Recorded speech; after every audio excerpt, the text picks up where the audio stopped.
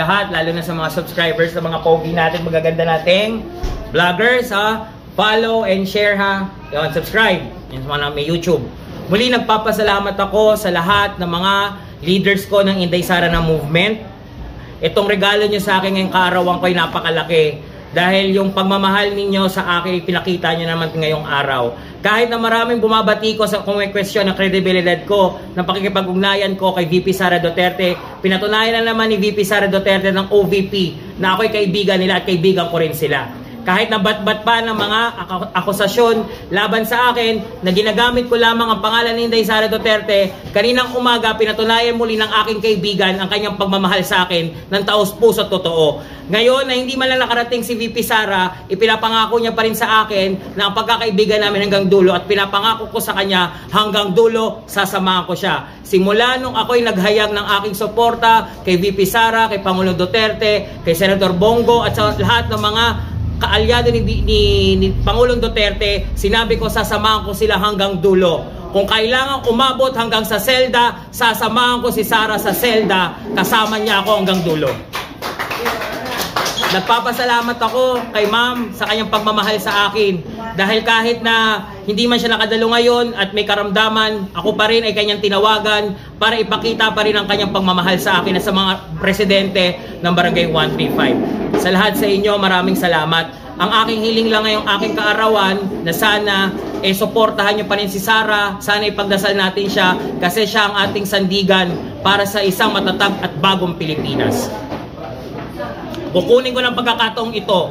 Alam ko marami sa inyo ang nanonood at nagtatanong, bakit anong nangyayari? Bakit panay ang paninira kay VP Sara? Ang may sasagot ko bilang loyalista, bilang solid Sara supporter, hanggang kamatayan kahit ang dugo ko nakalaytay na ang Sara Duterte, sasabihin ko sa inyo, suporta at pagmamahal ang sinusukli ni Sara sa ating lahat. Tunay na paglilingkod sa bayan. Hindi namin iintindihin ang akusasyon, hindi namin iintindihin ang batikos dahil naniniwala kami sa katotohanan. Ang katotohanan na minamahal pa rin si Sara ng 32 milyong bumoto sa kanya. Maraming salamat po sa inyong lahat. Sir, may tanong ako. Tungkol mo kasi minanawag na sir na dapat daw mag-resign na Deputy Secretary si Vice President Inday. Nasa demokratikong bansa tayo, lahat ng tao may karapatang magsalita kung ano man gusto nilang sabihin, ginagalang natin sila. Pero bilang supporter ni Inday Sara, bakit hindi mo na refleksyonan ng ibang mga tao bago nilang itawagin ang pag-resign ni VP Sara? Kung susumahin ang lahat, sino bang may pinakamataas sa approval rating sa buong gobyerno ngayon? Si VP Sara. Sino ang pinakamagandang kagawaran ngayon na may mataas sa approval rating ang Department of Education? Bakit ngayon ang tatawagin na mag-resign si Sara? Bakit hindi mo na lang tawagin yung mga ibang politiko o yung mga ibang mga kawani ng gobyerno na hindi naman talaga nagtatrabaho ng tama? Sa SMNI, nakakalungkot at nakakatakot bilang broadcaster din na ako'y naging broadcaster din ng 3 taon sa Radyo Pilipinas at naging vlogger din ng mga panahon na yon. Ako ay lubhang natatakot sa sitwasyon natin ngayon, lalo na naman sa nakaambang pagtanggal ng prangkisa ng SMNI. Natanggalan na ng ABS-CBN ng prangkisa, natakot tayo mga media dahil meron palang kakapangyarihan ng gobyerno na sikilin ang karapatan nating mamamahayag. Dapat protektahan ng gobyerno natin ang karapatan ng bawat isa sa malayang pamamahayag. Kaya hindi ako sang-ayon na tanggalan ng prangkisa ang SMNI. Natatakot ako bilang media dahil kung sakasakaling tayo pala ay bumabanat sa katotohanan, tayo rin ay tatakutin para tanggalan ng prangkisa ang estasyon na ating pinaglilingkuran. Hindi ako parte ng SMNI, hindi ako parte ng ABS-CBN, pero naniniwala ako sa malayang pamamahayag. Antay ka man, pro ka man, o nasa gitna ka naman, lahat tayo may karapatang maghayag ng ating saloobin sa bawat issue ng bayan. Dapat hindi maging onion skin. Sabi nga ng Korte Suprema, ang mga politiko natin, ang mga kawani natin ng gobyerno, hindi dapat balat sibuyas. Tanggapin ang pagkakamali, ituwid ito. Hindi dapat gamitin ang kapangyarihan para sikilin ang karapatan ng bawat tao na magpahayag ng kanyang kasaloobin. Ano pong opinion niyo doon sa nangyari kay Laka Eric na tinatawag nga po ng content? Ang aking opinion dyan, nakakabahala, pero karapatan ng Kongreso kung ano man ang gusto nilang gawin. Pero matatandaan natin na nag-file ang mga executive ng Farmally nung sila ay kinastigo din at dinitain ng Senado. Nagkaroon ng ruling ng Supreme Court dyan na hindi pwedeng maging malabis ang Kongreso sa kapangyarihan mag-contempt. Pero hindi tinatanggal ng Korte Suprema ang kapangyarihan na yun sa kanila. Ngunit dapat may basis talaga ayon sa konstitusyon at ayon sa batas. Ang bawat hakbang dapat ng bawat ahensya, katulad na lang ng ating Kongreso. Kung ano man ang kanilang rason bakit nila kinomtempt si Ka Eric o si Dr. Badoy, dapat ipaliwanag nila yon sa taong bayan. At higit sa lahat, ako naman, sa mga legal counsel ni Ka Eric, dapat iakyat ninyo sa Supreme Court para ang Supreme Court mismo ang magbigay ng explanation kung ano bang tama at hindi. Kasi ang ating magiging sandalan sa mga panahong ganito ay ang Korte Suprema. Ako naman, ang aking respeto sa Korte Suprema ay napakatatag at alam po sila ang magiging neutral sa issue na yan na makakapagbigay ng magandang desisyon kung ano nga ba mangyayari. At sana, matapos na ang lahat ng problemang ito at sana mapakawalan na rin si Ka Eric at si Dr. Badoy dahil mas mabuti na ang Pasko natin masaya, kapiling ang lahat ng pamilya. Yun naman, pero respeto po natin ng mga kagalang-galang nating kongresista. Mas may kapangyarihan po sila kumpara sa atin. Sila pong nakakaalam kung ano dapat gawin sa Kongreso. Yun po. Diba? Sir, dun sa sa gaganapin ngayong peace talks sa mga kanila. Peace talks. Sinabi na ni Vice Presidente Inday Sara Duterte, ito ay isang kasunduan sa demonyo. Ako, saksi rin ako sa mga tao na napatay, sa mga kababayan natin, sa mga sundalo, pulis na na-ambush. Nakakausap ko rin ang mga dating mga kadre. Ako talaga, mas mabuti siguro na nakakamit na natin ang tagumpay laban sa komunismo, sa mga rebeldeng komunista. Panahon na siguro talaga na dapat i-visit muna ng ating mahal na Pangulo ang kasunduang ito at pag-upuan natin na maayos kasi mas maganda po na ang ating republika ang manaig, hindi ang mga masasama o mga rebelde. Kung kapayapaan ang hinihingi, wala ba namang pwedeng humadlang dyan. Pero sana totoong kapayapaan. Ilang beses na silang humingi ng kapayapaan, pero ang pinakamasakit dyan, marami silang mga pinapatay pa rin habang nandun tayo sa peace talk. Marami pa rin silang pinapatay ng mga sundalo at pulis. Kaya nakakalungkot pa rin. Sana pag-isipan muna ng ating mahal na Pangulo, Bongbong Marcos, at ng buong sandatang lakas ang itong ginagawa nilang peace talk sa NPA. Diba? Para sa kinabukasan ng mga kababayan po natin. Yan sir, message na lang po sa ating mahal na Vice President Inday Sara.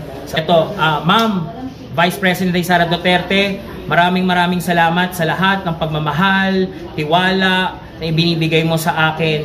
Maraming salamat sa lahat ng serbisyong binibigay mo sa taong bayan. Kailangan ka namin ngayon. Nahihiya ako personal ngayon sa iyo dahil isa ako sa mga sumigaw ng ransararan. Nagbigay sa iyo ng mabigat na pasanin sa mga balikat mo. Pero nandito na tayo, ma'am.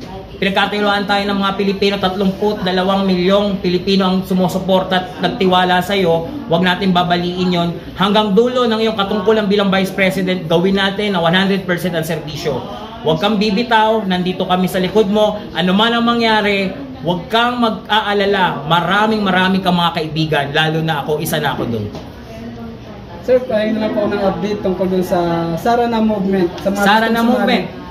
Muli maraming salamat po, lalo na po sa ating Caloocan, nandiyan po si Sir Noel Kabuhat at si Miss Fanny, meron din po siyang Caloocan na Sara na. Lumalago na po tayo, ang Maynila po, lumalakas na rin po.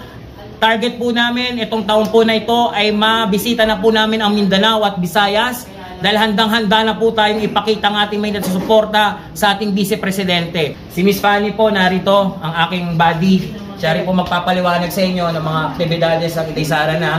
At, yan. Tanongin niyo siya. Birthday celebrant at kaumalas. Hello po. Fanny Iruri po muli ang inyong kasama sa Sara na Movement. Muli po, nagpapasalamat po kaming lahat sa inyo dahil nandiyan po kayo na kaya po kami tumatatag ng dahil sa inyo. So, ang grupo po namin ni Sir Daniel Nobleza, Luzon, Visayas at Mindanao. Mahirap man pong sabihin kung gaano kami karami, pero milyon po kami. Pero lahat po ng tao namin, nagmamahal po ng sobra, nagmamahal ng solid sa ating Inday Sara, sa ating Vice President ng Pilipinas. So, sila po ang mga taong hindi nakikinig kung ano man ang mga ibinabato ngayon sa ating Vice Presidente ng Pilipinas. Kaya gano'n na lang po ang pasasalamat ko sa kanila dahil kumakapit sila sa amin at sinasabi nila na, ma'am, huwag kayong mag-alala. Ano man ang naririnig namin ngayon sa mga taong kumakalaban sa ating Vice Presidente ng Pilipinas, hindi po kami naniniwala. At yun ang ipinagpapasalamat po namin ni Sir Daniel Nobleza sa aming mga tauhan, Luzon, Visayas at Mindanao. Alam ko pong nakikinig po kayo na sa ngayon ay napapanood niyo po ako.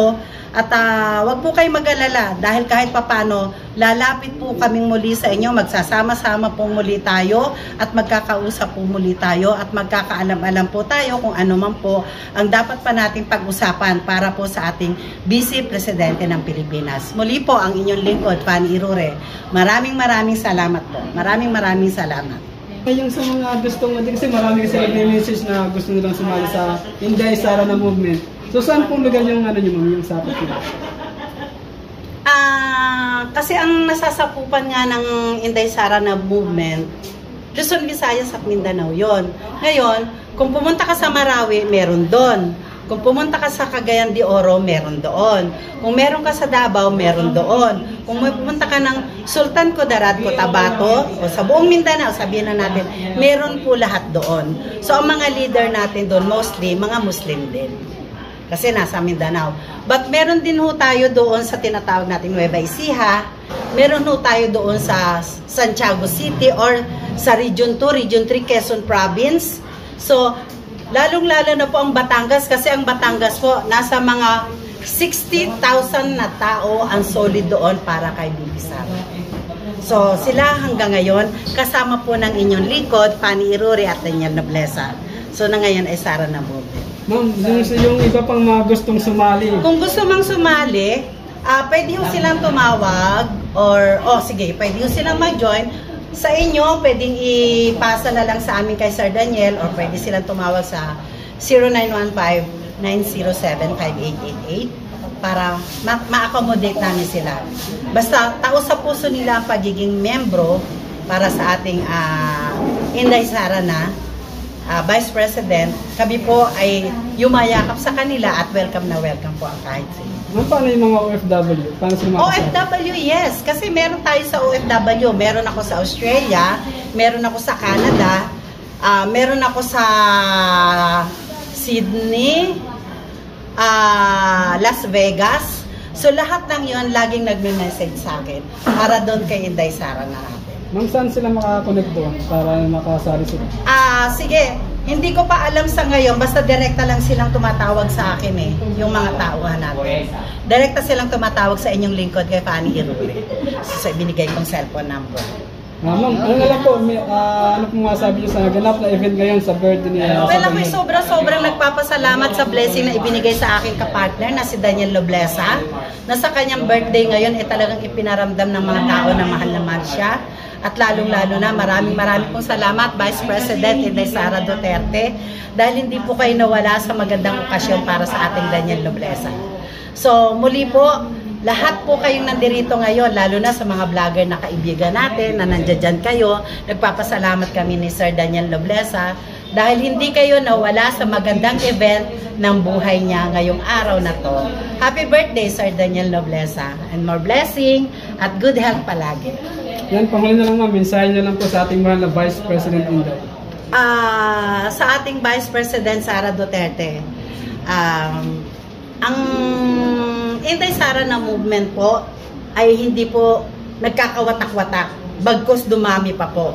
Kung may sinasabi man po ang ating Sir Daniel Nobleza na nasa 32 million, ayaw na po namin magsalita. Pero lalo po kaming naging matatag ngayon sa tindi ng nangyayari kung ano man ang ibinabato sa inyo. Basta po kami laging nandirito, solid pa rin po at nadagdagan pa rin. Kaya hindi nyo man po kami nakikita ngayon at hindi man po namin kayo nakakausap palagi, lagi naman po kami nagtatanggol sa inyo. Maraming po salamat Vice President Sara Duterte. I'm so in love with you.